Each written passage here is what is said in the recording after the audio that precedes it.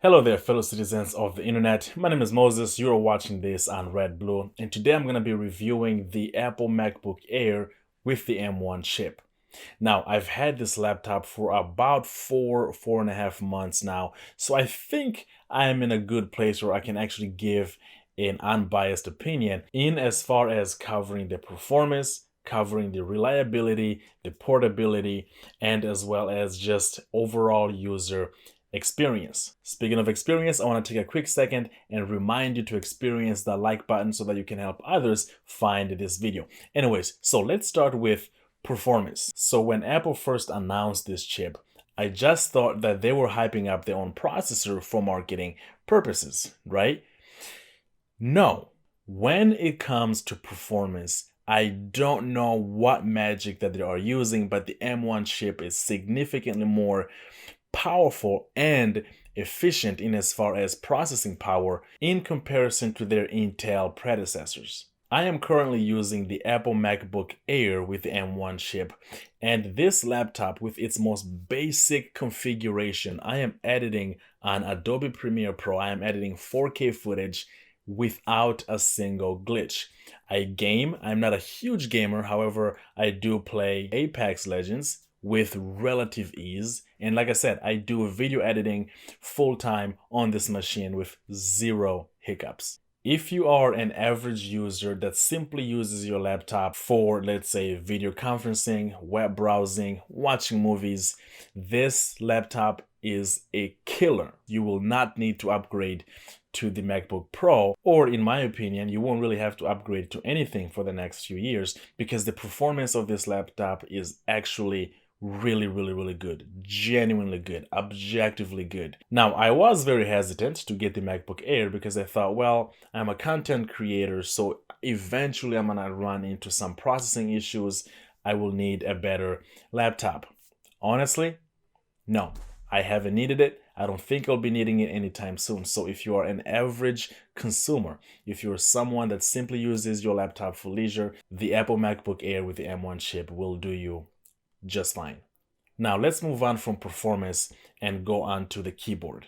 Given that this is my very first Apple MacBook laptop ever, the keyboard is absolutely great. Sometimes some small dust gets stuck in between the keys, so pressing them becomes a little bit hard. But coming from all the laptops that I've had before, as you can see, I have on the wall there the Razor Blade that I used for several years. The keyboard for this MacBook Air is great, is actually really good. Moving on from the keyboard onto the trackpad. Again, this was my very first MacBook ever. The trackpads are insane, insanely accurate. I would actually make the argument that it is as responsive as a smartphone touchscreen. Let's move on to the speakers. The MacBook Air has relatively small speakers, however, do not let that fool you because the quality that comes out of these speakers is actually really great, given the size of them. With that being said, I would actually recommend using headphones because at extreme high volumes, the sound might start to get distorted just a little bit. But if you're having a video conference, you can have your volume all the way up. You're going to hear the person just fine. And the microphones on this laptop are actually really great. When I game, sometimes I use the microphone of the laptop as the input instead of the headphones that I'm using. But I haven't had an issue playing online and people not being able to hear me. So I want to say that the microphones on this laptop are actually genuinely really great. Last but absolutely not least, I want to talk about the screen.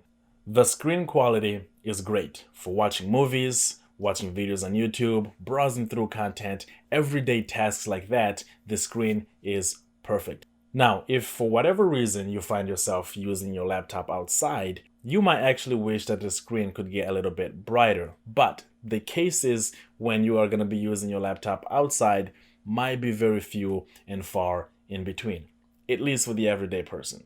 So from that perspective, the screen is going to be really good. You can watch your movies, you can have video conferencing with great quality. The viewing angles are great. It doesn't matter if you're looking at the screen directly or from left or right. The viewing angles are actually quite good, so you won't have to worry about visibility.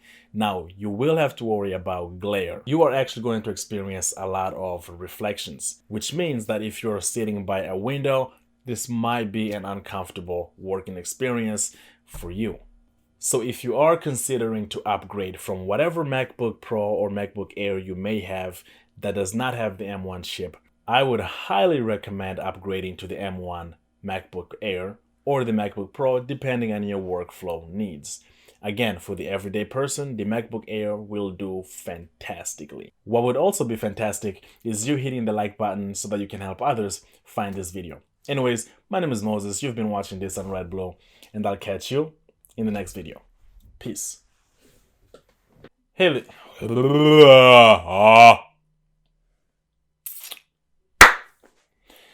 right off the get, right off the. Speaking of, and I just thought that. However, I do play Apex. However, I do play app. However, the oh mama. And the keyboard on this and the keyboard on this MacBook and the keyboard for this it is as responsive, if not more. It is as responsive. I want to point out that the screen quality is great. I say great a lot. Jeepers. I would highly recommend upgrading to one. I would highly recommend upgrading to one of the Apple MacBooks with an M1 chip. I would highly recommend upgrading to a laptop with an M1 chip embedded in it.